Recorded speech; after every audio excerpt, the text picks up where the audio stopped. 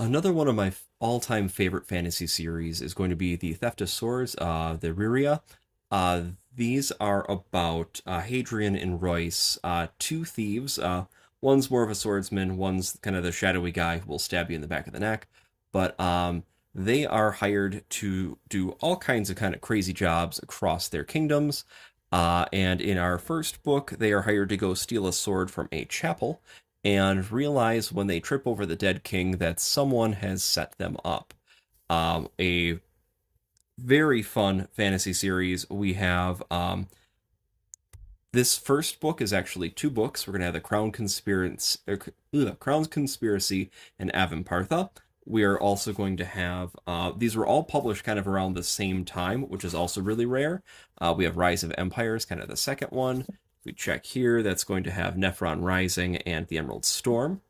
And we have the Heir of Novaron, which is kind of the thrilling conclusion.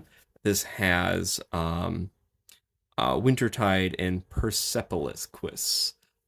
Really neat.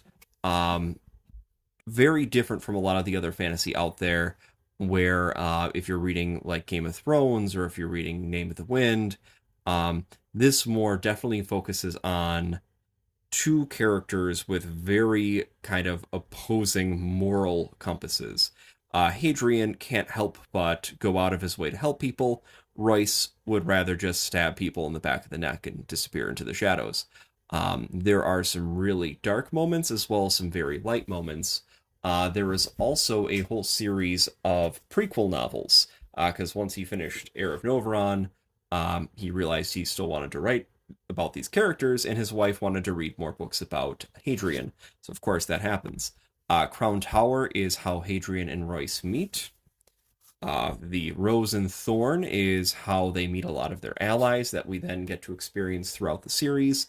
There are also some very brutal and gory moments in this one. And we have The Death of Jul'Goth. And this one was crowdfunded, and I'm very partial towards because we definitely backed this on Kickstarter. And one of my character names actually made its way into the story, which I think is pretty cool. But very neat. This one, though, being a prequel, does have some things that spoil some of the secrets later on. So I do recommend reading the whole original, like, 6 books in this stack first before reading the prequels.